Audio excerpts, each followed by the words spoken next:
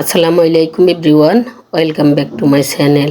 আজকে আমি আপনাদের সাথে শেয়ার করব দুধ চিতই পিঠা। এই দুধ চিতই পিঠাটাই আপনি পারফেক্টভাবে শুকনো গুঁড়ো দিয়ে কীভাবে বানিয়ে নিতে পারেন তার একটি রেসিপি আজকে আমি আপনাদের সাথে শেয়ার করব। এখানে আমি শুকনো চাউলের গুঁড়োটা নিয়ে নিয়েছি।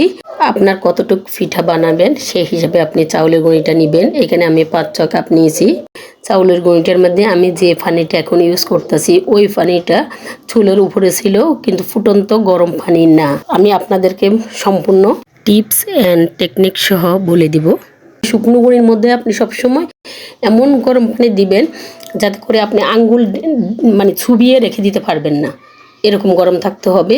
যে আমরা দেখা যায় যে নান রুটি বা অন্য কোনো রুটি বানানোর সময় দুধ বা হালকা কুসুম গরম পানি যেটার মধ্যে আমরা আঙ্গুল ডিপ করে রেখে দিতে পারি, ওরকম পানি না। যে পানির মধ্যে আপনি আঙ্গুল চুবিয়ে নিতে পারবেন না ওই পানিটা দিবেন শুকনো চাউলের গুঁড়ির বেলায়। আর যদি কাঁচা চাউলের গুঁড়ি হয়, ওগুলো শুকানো হয় নাই, ও চাউলের গুঁড়িটা হলে আপনি মোটামুটি হালকা কুসুম গরম পানি দিয়ে প্রথম ডোটা তৈরি করে নিতে চেষ্টা করবেন। এর মধ্যে আমি দিয়ে দিয়েছি লবণ। আর আমি ভিডিওটা বেশিটা স্কিপ করি নাই আপনাদের ভালো করে দেখার জন্য। দেখতে পাচ্ছেন আমি ডোটাকে বাঁশের একটা খুন্তি দিয়ে আমি ডোটাকে ভালো করে মেখে নিয়েছি। আমার এই খুন্তিটা ইউজ করতে খুব ভালো লাগেছি। ডোটা যেন একদম মাখা মাখা হয়, কিন্তু নরম ক্যাতক্যাতে যেন না হয়, তাহলে কিন্তু আপনার চিতই পিঠাটা ভালো হবে না। আর এখন যে পানিটা দিয়েছি ও পানিটা কিন্তু ফুটন্ত গরম পানি। চুলোর মধ্যে যে বলক দেওয়া গরম পানিটা আছে ওই পানিটা এখন আমি ইউজ করব। আর প্রথম অবস্থায় যে আটাটা যেভাবে মাখাল আটা আটা করেছি ও আটাটা আপনি কিছুক্ষণ রেখে দিতে পারেন, এতে করে আপনার ডোটা আরও সুন্দর পারফেক্ট হবে। এখন আমি ভালো করে ফুটন্ত গরম পানি দিয়ে ডোটা ভালো করে মেখে নিব। এভাবে আপনি মেখে নিতে নিতে দেখা যায় আপনার ডোটা পারফেক্টভাবে হয়ে যাবে। এই পর্যায়ে কিন্তু ফুটন্ত গরম পানিটা লাগবে। এখন আমি ভালো করে মেখে নিব। দেখতে পাচ্ছেন আমার মোটামুটি মাখা হয়ে গিয়েছে। আমার আরও সামান্য কিছুটা পানি লাগবে, সেই হিসাবে আমি দিয়েছি। এই পানিটা চুলোর উপর থেকে আমি ডোয়ের মধ্যে দিয়েছি। এভাবে দিতে চেষ্টা করবেন। চিতই পিঠার ডোটা কিন্তু কিছুটা ঘনই হয়, খোলা জালি পিঠার মতো পাতলা হয় না। আজকে আমি আপনাদের সাথে দুইভাবে শেয়ার করব। আপনি মাটির খোলায় বা তাওয়ায় বা লোয়ার যে কড়াইগুলো আছে ওগুলোর মধ্যে কিভাবে বানিয়ে নেবেন, খুব সহজে এভাবে বানিয়ে নিতে পারেন। দেখতে পাচ্ছেন আমি এখন একটি মাটির তাওয়ার মধ্যে বা খোলার মধ্যে দিয়ে দিয়েছি আমার ডোটা। আর কতটা সফট হয়েছে পিঠাগুলা আপনারা নিশ্চয়ই বুঝতে পেরেছেন আমি উঠানোর সময়। আর দেখতে পাচ্ছেন এই পিঠা কিন্তু উপর দিয়ে যেমন কি একদম সফট হয়েছে, ভিতরেও কিন্তু একদম জালি হয়েছে আমার পিঠাগুলা। এই তো এখন আরেকটি পিঠা আমি দিয়ে দিয়েছি। আর পিঠার যে বুকটা ফুলে গিয়েছে ওই বুকটা আমি সরিয়ে দিয়েছি আপনাদের দেখানোর জন্য। দেখতে পাচ্ছেন ভিতরটা একদম কি সুন্দর জালি হয়েছে, আর পিঠাগুলো এত সফট হয়েছিল। এইভাবে চিতই পিঠা বানিয়ে আপনি রান্না করলে ওই পিঠা রান্নার পরেও একদম সফট থাকে। এভাবে বানিয়ে নিতে চেষ্টা করবেন আপনারা। যারা দুধ চিতই পিঠা বানিয়ে নিতে ভয় করেন, যে অনেক সময় দেখা যায় দুধ চিতই পিঠা রান্না করার পর কিন্তু অনেকটা শক্ত হয়ে যায়। পিঠা যদি আপনার সুন্দর না হয় তাহলে আপনার পিঠাটা শক্ত হয়ে যাবে। এইভাবে বানিয়ে নিলে আপনার ব্লেন্ডার করা, অনেকে রাত্রে চাউল ভিজিয়ে রেখে ব্লেন্ডার করে বানিয়ে নেন, তার কোনো প্রয়োজন হবে না। আপনি ঝটপট যে কোনো টাইমে বানিয়ে নিতে পারেন।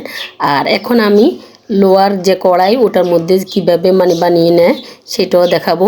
আমি যে এতক্ষণ মাটির একটা খোলার মধ্যে আমি পিঠাগুলো যে বানিয়ে নিয়েছি ওগুলা কিন্তু আগুনের স্পিডটা একদম ফুল থাকতে হবে।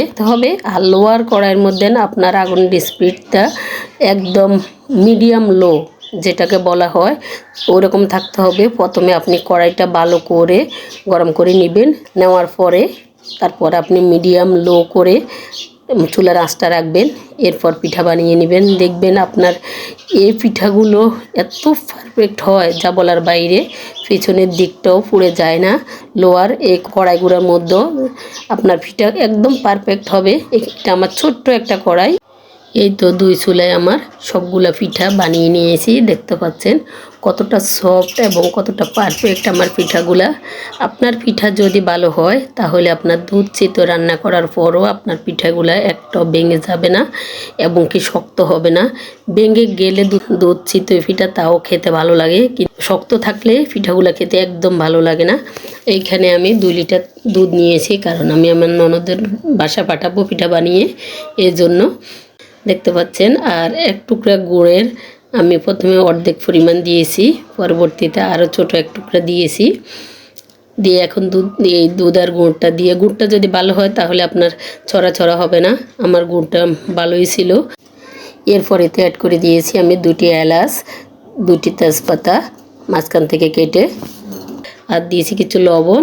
আর এখানে আমি নারিকেলটা দিয়েছি, এটা আমার ব্লেন্ড করা ছিল ডিপ ফ্রিজে। আর কিছু ওইটা ব্লেন্ড করাটা দিলে একদম মাখো মাখো হয়, আর কিছুটা আমি দিয়েছি কোরানো নারিকেল, ওইটাও ফ্রোজেন ছিল। আমি যে 1 টুকরা গুড় রেখেছিলাম ওই টুকরাটাও আমি পরবর্তীতে দিয়ে দিয়েছি। আমার মনে হচ্ছে যেন মিষ্টি কম হবে। আমি এখানে 1/2 কেজির 1 টুকরো গুড় ছিল, ওই টুকরাটা পুরোটাই দিয়েছি।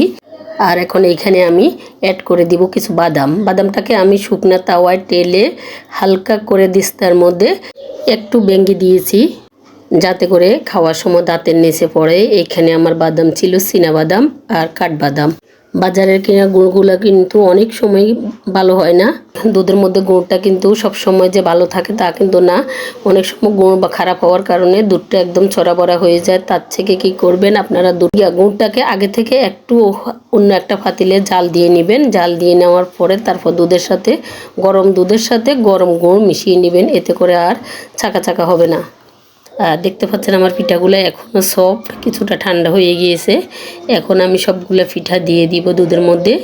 দিয়ে আমি দুধটা কিন্তু ভালো করে অনেকক্ষণ পর্যন্ত জাল দিয়ে নিয়েছি। দেখতে পাচ্ছেন পাতিলার কিনারে কিন্তু দুধটা অনেকটাই লেগে আছে, কারণ অনেকক্ষণ জাল দেওয়ার কারণে। আর এতে করে এই দুধ 2 লিটার থেকে বেশি হবে।